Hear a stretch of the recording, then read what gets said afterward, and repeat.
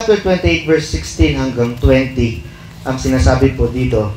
Then the 11 disciples went away into Galilee, into a mountain where Jesus had appointed them.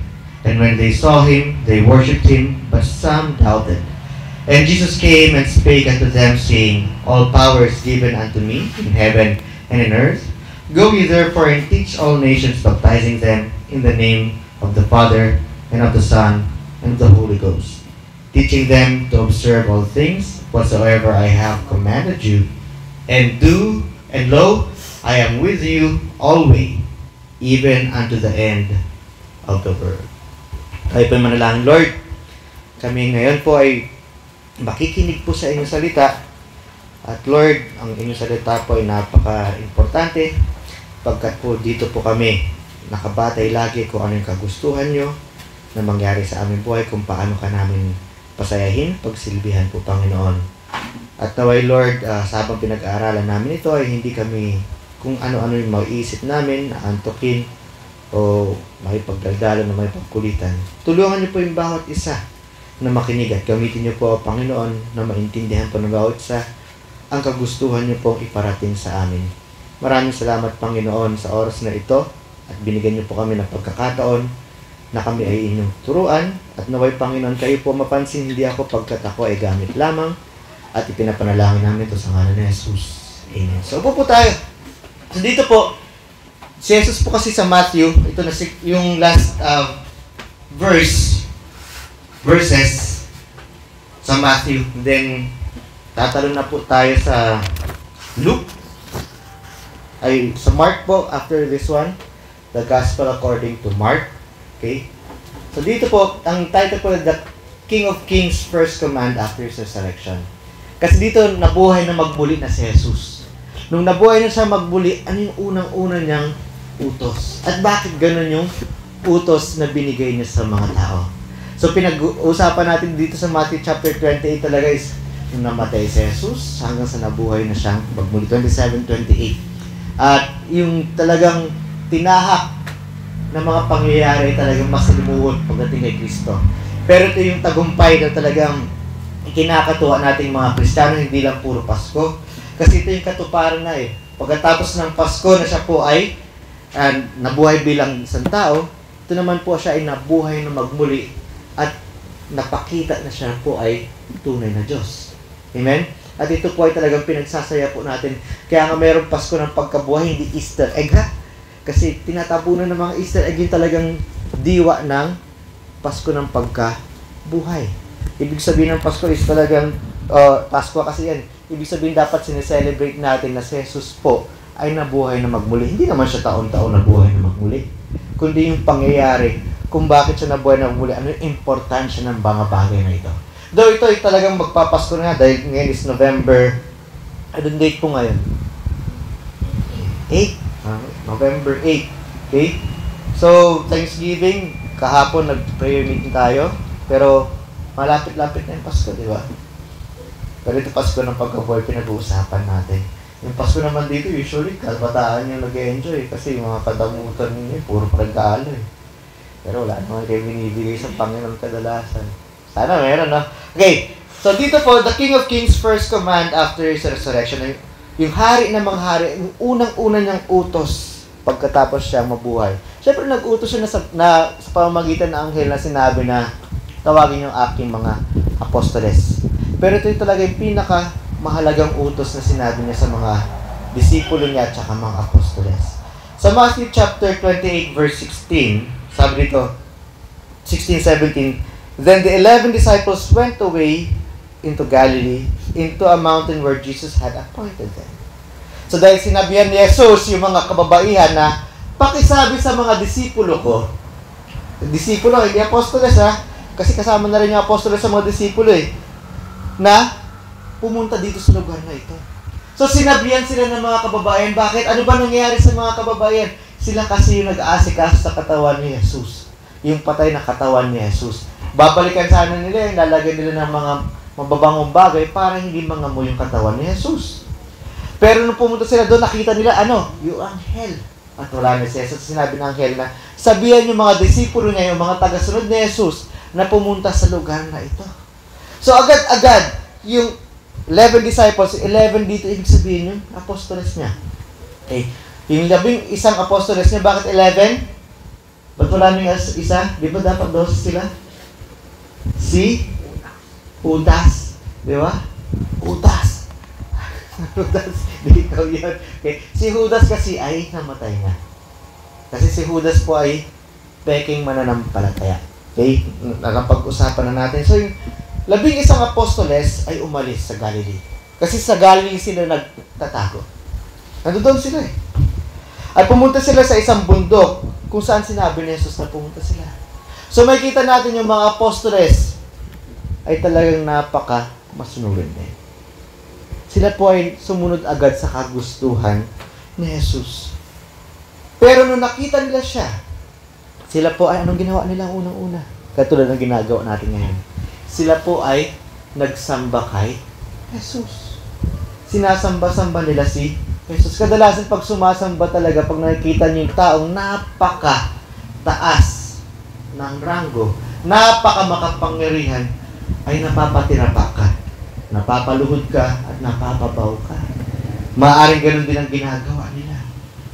Maaaring kung ano-ano sinasabi nila maganda tungkol sa Panginoon kasi hindi nila mapigilan yung kanilang sarili na sobrang tuwa nila kay Jesus.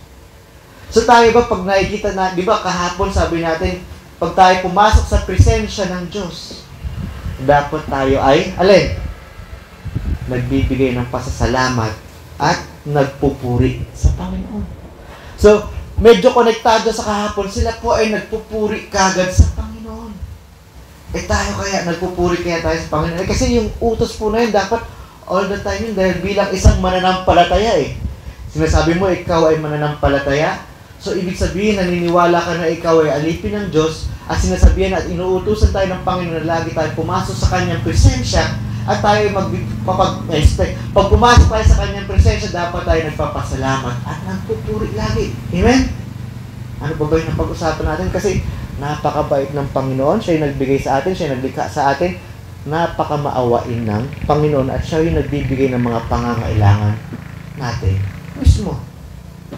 Hindi tayo yung nagbibigay sa ating mga pangangailangan. Amen? Kaya tayo sabi, hindi pinagtrabahuan ko yun. May isip mo ba na makakapagtrabaho ka pag hindi ginusto ng Panginoon yan? Lahat yan ginusto ng Panginoon. Minsan pag nanonood tayo ng teledrama, may mga bagay na yun Parang may minamalit silang tao, di nila alam yung minamalit nila, yun pala yung nagbibigay ng trabaho sa kanila. Kasi nagpapanggap lang pala na kunyari, janitor, etc., etc. May palabas na ganyan Yung pinaka-CEO ng kumpanya, ng malalaking kumpanya, naglalagay ng masker, nagpapanggap ng mga pinakamababang utusan doon sa kumpanya nila. At minsan nakikita niya ibang empleyado doon, yung mga supervisor, minsan hindi pa supervisor, hindi pa manager, ay napakasama ng ugali. At kung ano-ano yung panalait nila doon, yung CEO pala napaka-buti ng puso. At kung ano-ano ginagawa nila. At minsan sabihin, pag alam nila na yun pala yung nagbibigay ng trabaho sa kanila, mahiya sila kasi mawawalan sila ng trabaho. Sisante ka. Di ba? Pero pa doon, pag nasisante ka mismo, nakita ka ng CEO, pwede magpakalat yan sa ibang mga kumpanya. Itong taong ito, masama ugali. May komunikasyon yung mga yan. Kahit sabihin mo, kunyari, yung Coca-Cola, tsaka Pepsi-Cola, yung mga may-ari, nag-uusap yung mga yan. Sabi, blacklist to pag pumasok sa'yo kasi hindi maganda ugali niya. Totoo na nangyayari yan. Okay? Paano ako nasabi kasi dati, IT administrator ako, nakausap ko yung mga HR. At ganun talaga. Kahit call center yun, pinagsasabi rin sa ibang call center na ito medyo hindi okay itong taong to. So yung mga bagay niyan. Paano pa kaya pag Diyos yun? Yung Diyos yun nagpo-provide sa atin ng trabaho. Kaya supposedly, pag sinabi ng Panginoon ito yung dapat gawin, ganun yung gawin. Amen? Kaya nga po itong mga apostoles talaga, nung pumasok sila sa presensya ng Panginoon, ginawa talaga nila na sila po ay magpuri sa Panginoon. So napakakatuwa yun. Pero, katulad po natin dito, pag tininaso dyan, merong isang apostoles dito, sabi niya, but some doubted. Alam natin kung sino yung hindi naniniwala na nabuhay si Jesus. Si Thomas yun. Okay? Si Thomas. Tingin ko late dumating si Thomas sa kwento ayon sa Gospel according to John. Late dumating si Thomas. Sabi, hindi ako maniniwala na nabuhay si Jesus hanggat hindi ko pinasok yung aking daliri sa kanyang kamay at sa kanyang pagiliran. Okay? Kasi si Thomas medyo talagang nasaktan nung nawala si Jesus eh. At wala siya nung dumating si Jesus. Pero yung mga bagay na yan, medyo nakakalungkot yung bagay na yan. Kasi hindi niya naalala na si Jesus po ay nagsabi, mabubuhay ako sa ikatlong araw. So tandaan natin yung mga sinasabi ng Panginoon. Kaya tayo, isingit ko lang, diba, pinag-usapan din natin yung mga bagay na darating. Napag-usapan natin yung Revelation. Kahit hirap na hirap po tayong pag-aralan ng mga bagay na yan. So, yung unang point po dito sa 16 and 17, makita po natin na masunurin yung mga apostoles. Dahil tinawag din silang disipulo dahil sila po ay tagasunod ni Jesus. Pero dahil sila po yung pinaka-core ng mga disipulo ni Jesus, yung 11 po na yun, agad-agad sumunod kay Jesus kahit alam nila sila po ay nagkasala. Kasi bakit? Kasi wala sila doon nung namatay si Jesus except for John the Beloved. Diba? Agad-agad silang pumunta doon sa pinag-usapan nila kay Jesus. At sila po ay nagpuri kagad sa Panginoon. Again, katulad ng reminder kahapon, dapat lagi tayong pumapasok sa presensya ng Panginoon bilang mga ligtas, bilang mananampalataya, hindi lang tuwing Sunday, kundi araw-araw. Okay, sa verse 18 namin po, nung nagkita-kita na sila ni Jesus, ang sabi dito, and Jesus came and spake unto them. O sa Tagalog, si Jesus po ay dumating at nakipag-usap sa kanila. Ito yung unang-una sinabi niya, all power is given unto me in heaven and in earth. So sinabi ito, lahat ng kapangyarihan ay binigay na sa akin mula sa langit hanggang sa mundo. O dito sa kalupaan. Ano ibig sabihin po nun?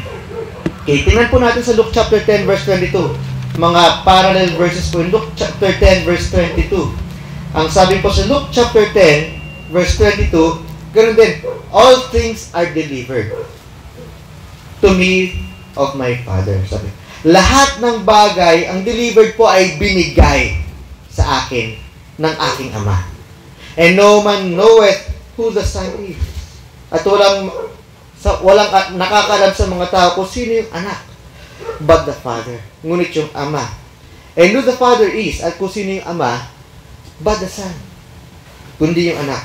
And he to whom the Son will reveal him. At sa kanya, yung anak ay ipapakilala kung sino yung Ama. So dito sinasabi ni Jesus, lahat ng kapangyarihan na ay binigay na sa kanya ng Diyos Ama. At wala nakakilala sa isa't isa, sa Diyos Anak at sa Diyos Ama, kundi sila. At ipapakilala ng Diyos Anak kung sino yung Diyos Ama.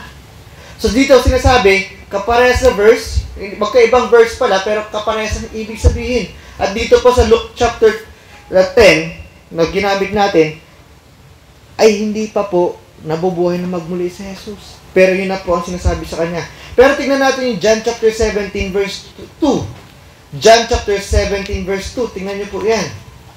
John chapter 17 verse 2. Habang pinag-aaralan natin ito.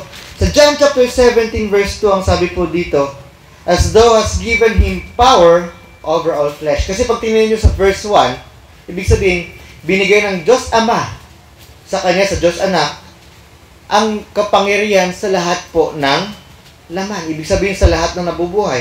That he should give eternal life to as many as thou hast given him. O, para siya ay magbigay ng buhay na walang hanggan sa karamihan, katulad ng binigay sa kanya. Ibig sabihin, kaya po kailangan ibigay lahat sa Diyos Anak ng Diyos Ama ng kapangyarihan. Ay bakit? Para ang Diyos Anak ay magbigay ng buhay na walang hanggan sa karamihan. Hindi sa lahat ha. Kasi sabihin, ay para sa lahat pala, ayan, hindi na ako kailangan maligtas. Hindi po sa karamihan. At yung karamihan na ito, yung mga taong tunay na mananampalataya kay Kristo. Yung tunay na mananampalataya kay Kristo, sila po ay mga pinili ni Jesus. Amen? Naintindihan?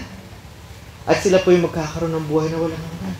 Kaya po, kasi po yung Diyos Ama, ganito yung kanyang trabaho bilang po isang Diyos, tatlo yung katauhan, yung Diyos Ama po yung pinakaulo ng lahat. Kumbaga siya po yung nagpaplano ng lahat. Siya yung nag-uutos ng lahat. Naintindihan yun? Sa Kanya po lahat galing, lahat ng command. At yung Diyos Anak naman po yung tagapagpatupad na inutos ng Diyos Ama. At yung bagay na unang-unang ginawa ni Jesus, ay isa sa mga bagay na ginawa ni Jesus talaga, ay siya ay mamatay para sa mga kasalanan ng mga mananampalataya. Kahapon, ngayon, at bukas. Yun ang ginawa ni Jesus. Bakit? Kasi nga, sinabi rin po dito, sa salita ng Diyos at marami, para magkaroon ng buhay na walang hanggan yung mga sangkatauhan ng mananampalataya. At kaparehas ito ng mga verse na sikat. Ano yung John 3:16? For God so loved the world that He gave His only begotten Son, for whosoever believeth in Him will not perish, but have everlasting life. Diba?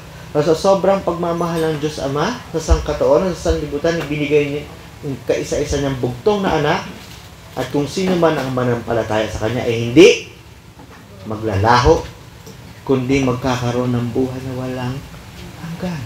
Ay kasama dun para magkaroon ng buhay na walang hanggan, sa Kanya po bibigay lahat ng kapangyarihan sa langit at sa lupa. Ganon po katindi yung mga bagay na kailangan. At tingnan din po natin sa 1 Corinthians chapter 15, verse 27. 1 Corinthians chapter 15, verse 27. Okay? 1 Corinthians chapter 15, verse 27. Kasi sa verse 1 to 5, ito yung isa sa mga ibig sabihin ng gospel eh. Sa 27 po, sinasabi po dito ni Pablo sa mga taga-Korinto, dahil siya yung Diyos Ama, for He has put all things under His feet. O binigay ng Diyos Ama lahat sa ilalim ng paa ni Jesus. Ibig sabihin nun ay talagang binigay niya lahat kay Kristo para lahat po ay pagmamahalaan ni Jesus.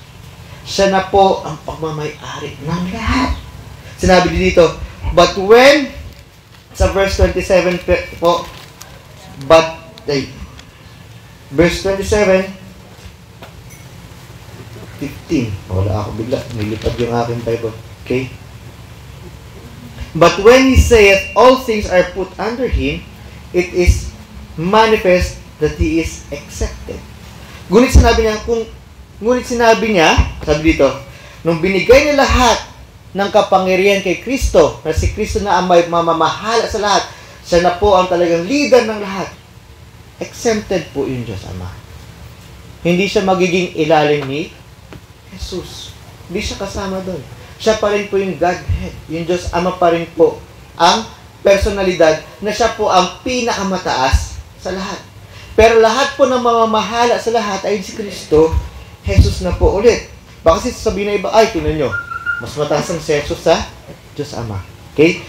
Ganito rin which did put all things under Him. Sabi niya, ipinagkatiwala na lahat kay Kristo Jesus. Lahat ng nasa langit at ng nasa lupa. So, sinasabi po dito ng verse po na ito, na si Jesus na po talaga ang pinaka-hari ng mga hari at Panginoon ng mga Panginoon. Wala nang iba. Pag tinignan nga natin sa dyan, di ba? Yung mga demonyo, alam po nila, si Jesus ay Panginoon o Diyos. Nanginginig pa nga sila.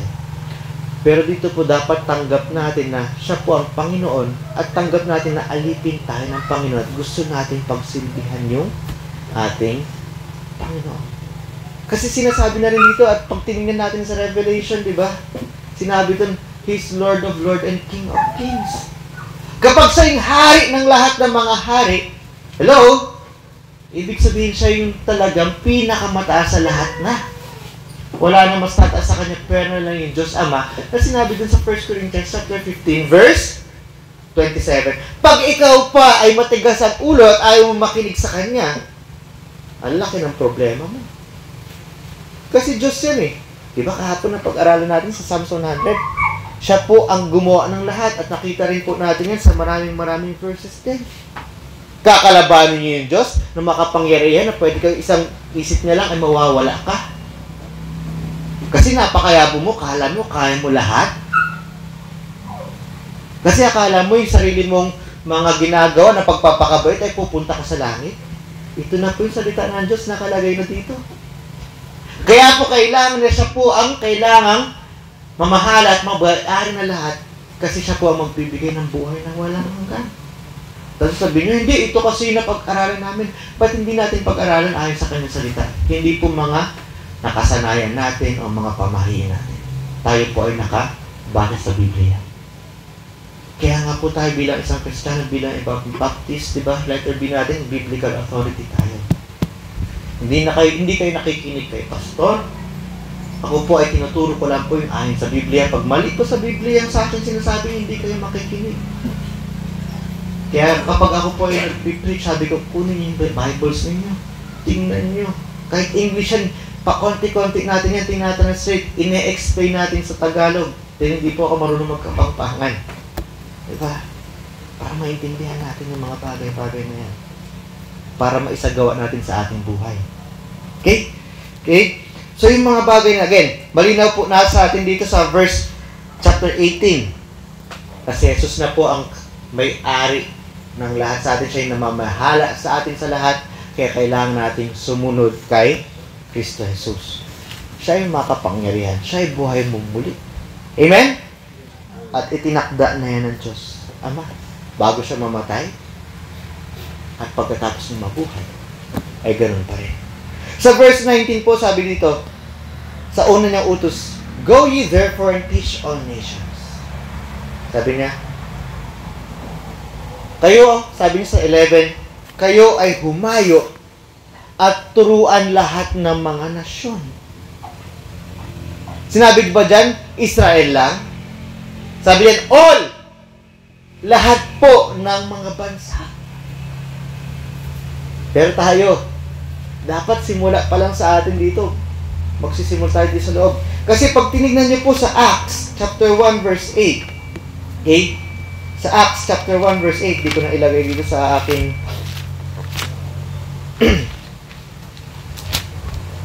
check niyo po yan. Sa Acts chapter 1 verse 8. Sabi dito ng Panginoon Jesus, "But you shall receive power." Kayo ay makakatanggap ng kapangyarihan. After that, the Holy Ghost is come upon you. Pagkatapos yung banal na Espiritu ay mapapasa inyo o pupunta sa inyo. "And you shall be witnesses unto me." Kayo po ay magiging saksi para sa akin. Saan? Sa Jerusalem. Ano yung Jerusalem? Ito yung lugar kung saan sila. Kung saan talaga sila ay nagsasambay, kung saan yung pinaka-templo nila. Ito yung pinaka-sentro ng Israel noon, Jerusalem. O yung Zion nila. Okay? Saan? Sa Jerusalem, pwede na palawak na palawak. In all Judea, kaya yung Jerusalem po ay nasa Judea. Sabi niya, mula Jerusalem, para saan? Mula sa barangay nyo, sa sahod. To Judea, saan yung, ano yung lugar natin? Lubao? Parang gano'n, di ba? Mula Jerusalem, mula Saog hanggang buong Lubao. And in Samaria, ano nang katabi ng Lubao? Hermosa, Bataan. Ano pa ba? Florida Blanca. Ano pa yung kasunod? Guagua. Diba? Palawak ng palawak yan. Sabi nga na, "And unto the uttermost part of the world." Ibig sabihin hanggang sa pinakadulo-dulo, pinakasulok ng mundo. Sinabihan niya sa kanyang mga apostoles at ganoon din po. Ina-apply din po natin ito kasi mula sa kanyang apostoles ay ganoon din sa kanyang mga disipulo. Sa upper room niya, sinabi na niya yung mga yan. Kailangan natin ginagawa ito. Na ipinapalaganap natin yung mabuting balita na sa pamamagitan ni Kristo, tayo ay magkakaroon ng buhay na walang hanggan sa pamamagitan ng pananampalataya na siya yung Panginoon. Siyempre, pag nananampalataya ka na Panginoon mo si Jesus, ikaw rin ay pinagsisihan mo na ikaw ay makasalanan. Ayaw mo na maging makasalanan, gusto mo na sumunod sa Kanya kasi alipin ka nga niya. Pinaturing mo sa Kanya. Naintindihan? Dapat ganun yung ugali mo. Yung sobrang mahal na mahal mo si Jesus at gusto mong gawin yung para lang sa Kanya. Willing na willing ka, magpakaalipin sa Kanya. Willing na willing ka na kahit anong gusto niya sabihin, gagawin mo. Wala kang pipiliin. Amen? Hindi kung ano-ano pa. Sabi niya, kayo ay humayo sa buong mundo. So, hayo, sabi niya sa mga apostoles. Sabi niya, ano sinabi? Kayo ay magturo. Kasi, ba't sinabi ko dito ebanghelyo? Kasi, kasunod na salita po dito, baptizing them in the name of the Father, and of the Son, and of the Holy Ghost. At pag tinignan po natin yung Acts chapter 2, verse 41 hanggang 47, Acts chapter 2, verse 41 hanggang 47, diba? Babasahin ko lang po yung mga beginning verses po dito, hindi po yung buong buo. So, Acts chapter 2, verse 41 hanggang 47, diba? Sa pagtuturo, tapos babaptize mo. Ano, kaya ko sinabi itong pagtuturo ay tungkol sa Ebanghelyo na sila ay magtuturo tungkol sa kaligtasan. Then sa verse 41 ng Acts chapter 2, then they that gladly received His word, sabi dito sa Tagalog, at sila na talagang masayang-masaya na tinanggap nila yung salita ng Diyos, ibig sabihin sila po ay tunay na nanampalataya, sila ay tunay na nagsisi sa kanilang mga kasalanan. Sabi na ayoko na maging makasalanan at gusto ko nang sumunod kay Kristo dahil siya yung tunay na Panginoon. Siya ang nagmamayari sa akin. Sila po ay sobrang saya. Makikita niyo po yung ugali ng mga tao na karinig po ng magandang balita. Masayang-masaya sila na tinanggap yung salita ng Panginoon na ito. Bakit? Siyempre, sila ay magkakaroon ng buhay na walang hanggan eh. Diba? Anong nangyari? When they gladly received the word, they were baptized. Okay? Hindi tayo naliligtas dahil sa mga kung ano-anong seremonya na meron dyan na tinutunan kung ano-anong mga tao. Dahil sa salita ng Diyos, malinaw na malinaw yan. Kahit sa Romans chapter 10, verse 9, 10, 13, John 3:16, at maraming pang verses, sa pamamagitan lamang sa pananampalataya kay Kristo, tayo ay maliligtas. Hindi sa paggawa natin mabuti. Talagang kinukontra nga yun, Ephesians chapter 2, verse 8 and 9. Sinabi rin sa Titus, hindi sa ating mga gawa. Yan po ang sinasabi ng Panginoon. Ituro niyo sa kanila yan. At sila naman sobrang-sobrang saya. So ikaw ba, nung marinig mo yung magandang balita, talagang gusto mo na talaga magpakalipit kay Kristo, talikuran yung pagiging makasalanan mula sa puso. Pag talagang gano'n na talaga ugali mo yung relasyon mo kay Kristo, ibig sabihin, ligtas ka talaga. Pero pag ligtas ka na talaga, syempre hindi naman nawawala na yan. Napag-usapan din natin ito po. So napakaganda niya. So tinuro itong Ebanghelyo, pagkatapos inutusan niya rin na sila po ay bautismuhan sa ngalan ng Ama, Anak at ng Banal na Espiritu. Ba't sa tatlo? Kasi isa naman yung Diyos eh. Tatlong katauhan ng Diyos pero iisa sila. So tayo po talaga, ibig sabihin bilang isang Kristiyano, binibigyan tayo ng utos ng Diyos na tayo po ay humayo at ipalaganap yung mabuting balita ng Panginoon sa salita at sa gawa. Paano nga naman sila maniniwala sa'yo? Sabihin mo, ako po ay tunay na Kristiyano. Ibig sabihin ng Kristiyano, sana hindi nyo makalimutan to ha. Ang Kristiyano po is Christ. Yan, ibig sabihin, sunod-sunuran kay Kristo. Paano mo masabi yung sunod-sunuran kay Kristo?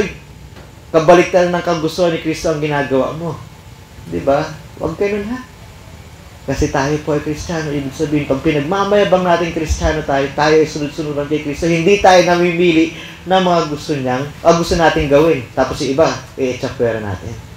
Alam ko, yung iba mahirap. Pero sa pamamagitan ng Banal na Espiritu, magagawa natin yan. Sinabi nga rin dito yan, di ba? Sa Acts chapter 1, verse 8. Na magtuturo kayo, sabi meron. Kasi yung Banal na Espiritu ay mapapasa inyo. At sinabi rin sa 1 Corinthians 10:31, lahat tayo pong mga nananampalataya ay tayo ay templo ng Banal na Espiritu. Ibig sabihin, nananahan sa atin yung Banal na Espiritu. Amen? So tayo po. So sana, isa pa dito, reminder.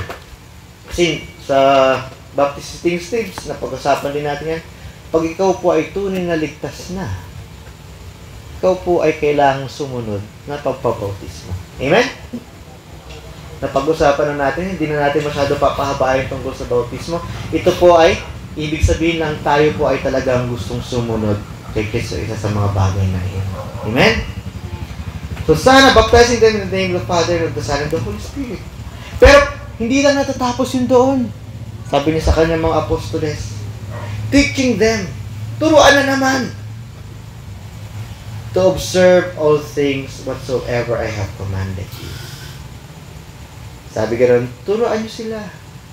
Ang ibig sabihin po ng observe sa Tagalog, pag chinek niyo po yan sa verse 20, ang observe po talaga ibig sabihin ng observe ay alin? Ang observe ay tinitingnan. Siyempre, pag may ina-obserbahan kang tao, tinitignan mo yan ng hindi tingin lang. Hello? Talagang meticuloso mong tinitignan yung isang bagay. As in, interesado ka na matutunan mo o malaman mo kung ano nangyayari sa isang bagay. Di ba? Ito medyo paangat na example. Kunyari, may na-chismis kayo na isang bagay. Alam nyo? Si ganito ganyan? Ganun pala yun? Nalaman ko, darating daw sila dito sa isang lugar. Tingnan natin kung totoo mangyayari yan. Ano ka bang teleskopyo dyan? Siyempre, biglang pag-observe, titingnan nyo. Uy, dyan na. Mga kamarites, Catholics. Ito na siya. Tingnan natin kung ano ginagawa. Diba, ina-obserbahan. Medyo napabalik na naman ako sa hilig sa panonood ng basketball. Kaya ba, pinapanood kayo. Pag may pinapanood kayo, ina-obserbahan nyo ano nangyayari. Diba? Tinitingnan nyo, kunyari, ano ba yung mga uso sa inyo ngayon, Batang Quiapo? Sino nanonood ng Batang Quiapo dito? Wala? Ardi. Si Ardi? Si Ardi lang pala. Kung ano mga pinapanood nyo. Pag may pinapanood kayo, pag interesado kayo, talaga nakatutok kayo gano'n. Ganon din sinasabi ng Panginoon dito, dapat nakatutok kayo, tinitignan nyo na maigi yung isang bagay. As in, hinihimay-himay nyo kung ano yung nangyayari. Ganon dapat tayo, ina-obserbahan natin kung ano yung nakasulat sa Biblia natin mismo. Hindi yung, yes, sinasabi ko po sa inyo, mayroon po tayo, magbabasa lang tayo, pero yung devotion po natin dapat nandoon.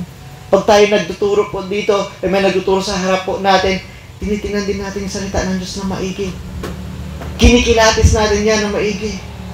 At sa obserbasyon din po, kunyari ikaw ay isang spy. Diba? O kaya ikaw po ay detective tuloy. Siyempre, papakinggan mo naman maigi.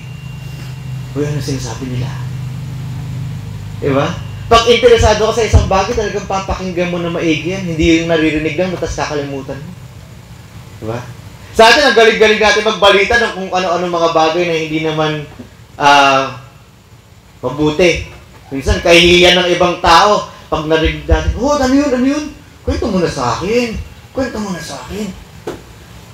Diba? Pero ito sabi, teaching them to observe. Sabi niya, turuan niyo yung mga tao na mag-obserba na sila rin po ay makinig ng maigi. Tignan na maigi, makinig na maigi. Bakit? Kasi kailangan gawin. I-observe po dito, kasama po yung action na, siyempre yung mga natutunan mo, yung mga nakita mo sa mata, narinig mo sa iyong tenga, isa sa puso mo yan, nanamnamin mo yan. Di ba pag masarap yung pagkain, minsan, gusto mo marami. Pero pag kukunti lang yung pagkain, parang, ang sarap mo nalagay sa bibig, ang sarap eh. Nanamnamin mo. Nanamnamin mo na maigi yung salita ng Diyos. Kasi gusto mo rin gawin eh.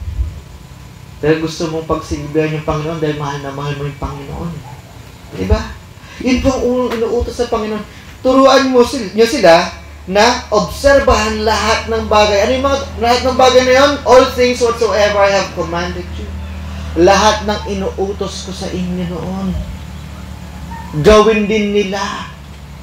Turuan nyo sila na gawin din nila yun. Diba? Kaya ito, kasama po tayo dito na dapat ipalaganap din natin yung magandang balita. Yung mga turo ni Jesus, hindi naman na iba yan sa lumang tipan eh. Diba?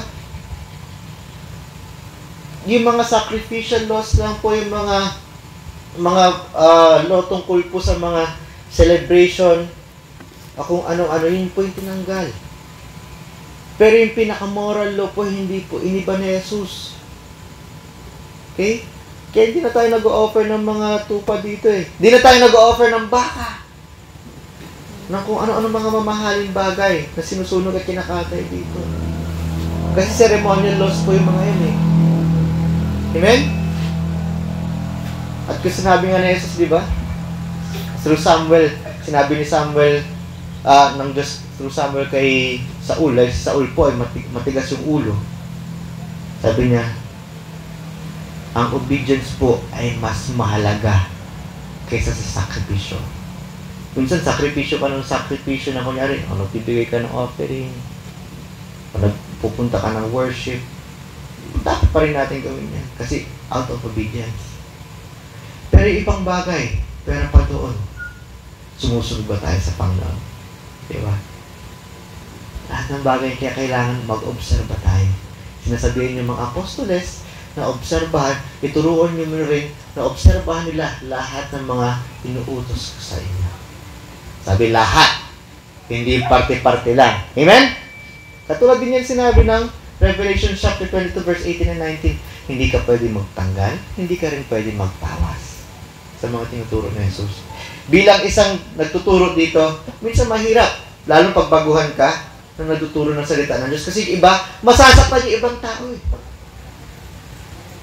Kasi kasalanan yun eh. Pero kailangan ituro sa ikabubuti ng mga tao. Amen? Tayo mga natututo naman, syempre, tayo naman po ay dapat sumusunod ng buong pagmamahal. Sabi dito, which I commanded you, and lo, sabi, huwag kayo matakot. And lo, hindi lolo ito ha. Hindi si lolo yung sinasabi kasi, uy lo, sabi lo daw. I am with you always, sa lahat ng oras na kasama mo ako. Even unto the end of the world. Pinanghawakan po ito ng mga apostoles kahit sila po lahat ay namatay, tinorture. Lahat sila ay tinorture. Ang unang-unang namatay po si James eh. James the Great, yung kapatid po ni John. Diba? Pinugutan ka agad ng ulo yun. Kasi si James po talagang napakatindi yan eh. Walang takot talaga yan eh. Sindalaw ni John, pero si James po yung unang namatay. Sunod-sunod yung mga apostoles na yan, namatay po sila. Sa pagbibigay po ng inutos ng Panginoon, na ipalaganap yung magandang balita at lahat ng utos ng Diyos ay ituro sa sangkatauhan. Ay, babae ako, sabi ng Biblia, sabihin niyo babae ako. Pero yung babae ko magtuturo sa mga kabataan, di ba? Saka sa kapwa babae, hindi lang sa mga adult na mga lalaki. Kasi nasa Biblia rin yan. Lalo mga pastora. Pero doon din yan. Tuturo niyo sa mga anak ninyo.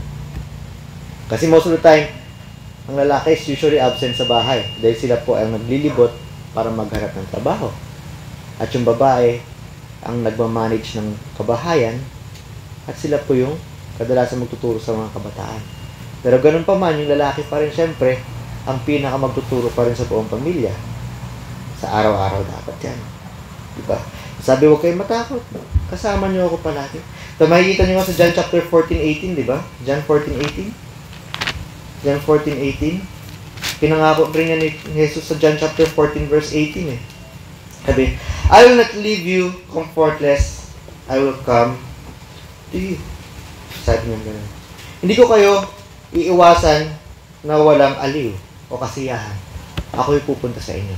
At pag tinignan nyo naman po dito sa verse 26 ng John chapter 14, but the Comforter which is the Holy Ghost, o yung taga-aliw, taga-pagbigay ng saya, ay yung banal na Espiritu, whom the Father will send in my name, na ipapadala ng Diyos Ama sa pangalan ni Jesus, He shall teach you all things.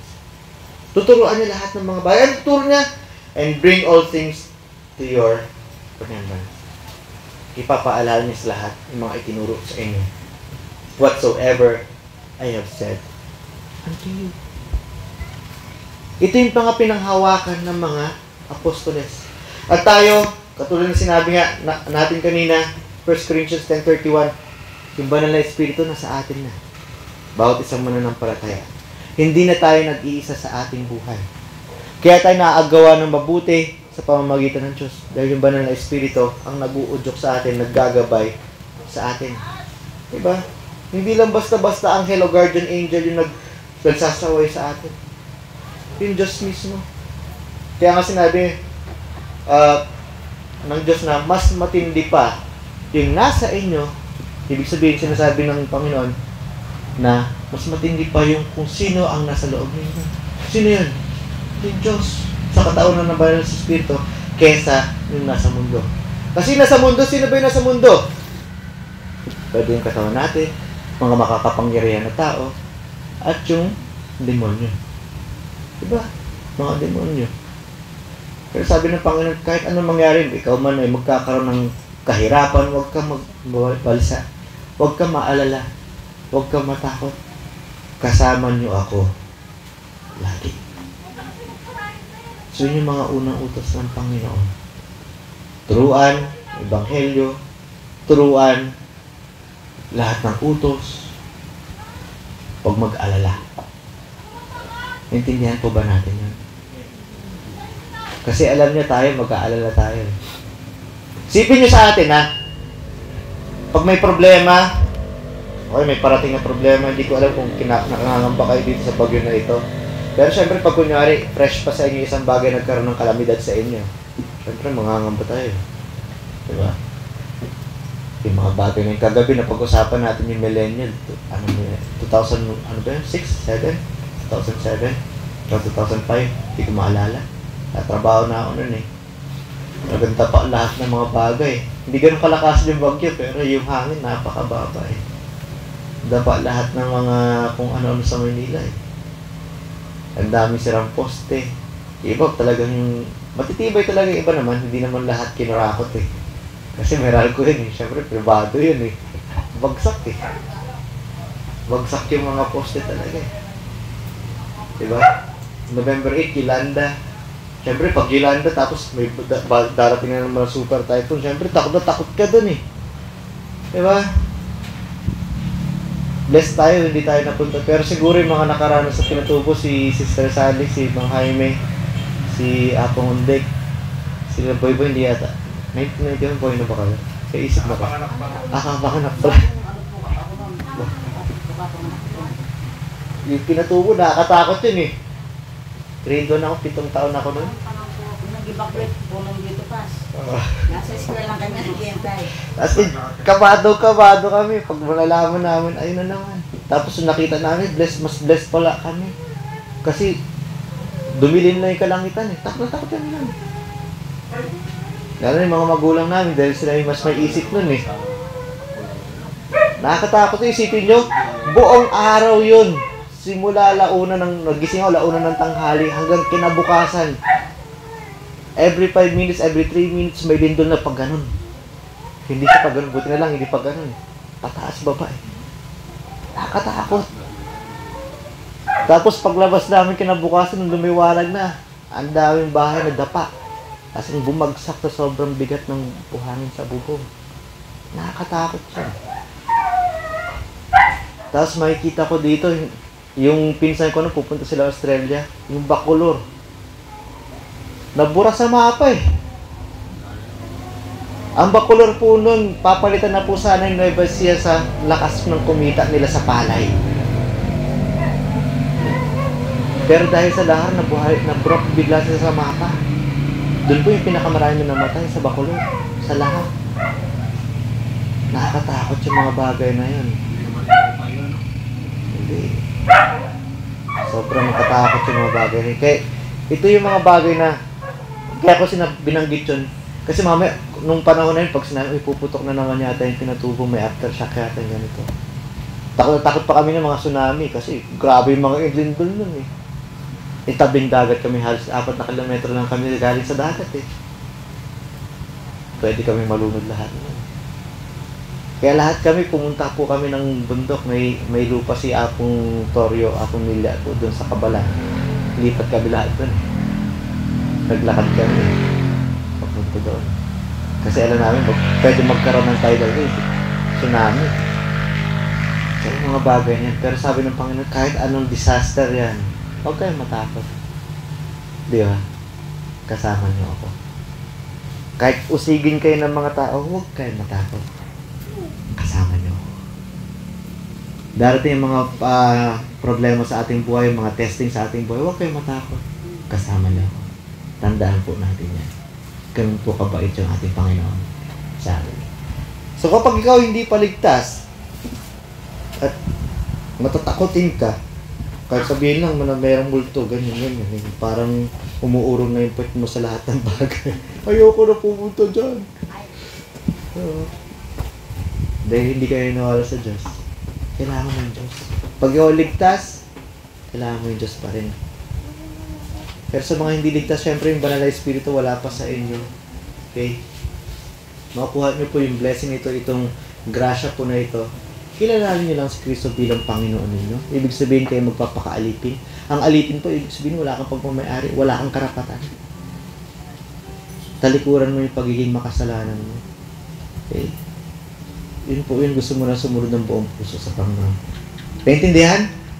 Kaya hindi na siligtas, nagkukulitan kayo eh. Kilalanin niyo si Jesus bilang Panginoon ninyo. Magkarelasyon kayo ng tama sa Panginoon. Amen? Kaya kasi sinabing relasyon na tama, kasi may relasyon na pangit, ano yun? Hindi niyo siya tinuturing na Panginoon. Pero yung tama, tinuring mo siya Panginoon. So let's bow our heads and pray. Lord, salamat po Panginoon. Kayo po ay nabuhay na magbuli. Kayo po ay Panginoon ay talagang inaabot niyo po yung salita mula sa mga apostoles hanggang sa amin. Sana Panginoon katulad kami ng apostoles na talagang nagpupuri sa iyo lagi, pero hindi po sana kami magtanong o hindi maniwala. Kami rin po Panginoon ay talagang susunod na talaga kami ang ipapalaganap namin mabuting balita ng paligtasan sa pamamagitan ni Kristo Jesus. At kami susunod sa inyo dahil katulad ng pagkikisan po Panginoon, yung mga panahon noon ay talagang pag nagpapabautismo, pwedeng mamatay. Dahil pinapakita na sila ay tunay na Kristiyan. At sana ka Panginoon kami rin magtuturo at bilang tagapagturo, kami rin po ay naobserbahan namin at gagawin namin lahat ng mga tinuturo ninyo o inuutos ninyo. At hindi kami matakot na gawin yung mga tama. Pagkat sabi nga ng pangako ninyo, hindi niyo po kami iwanang makisa. Maraming salamat pa Panginoon sa inyong turo. Maalala po namin ulit Panginoon.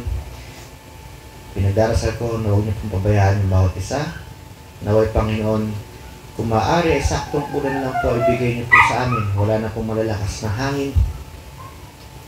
At Lord, sana wala pong mapinsal na todo itong bagong uwan po na ito.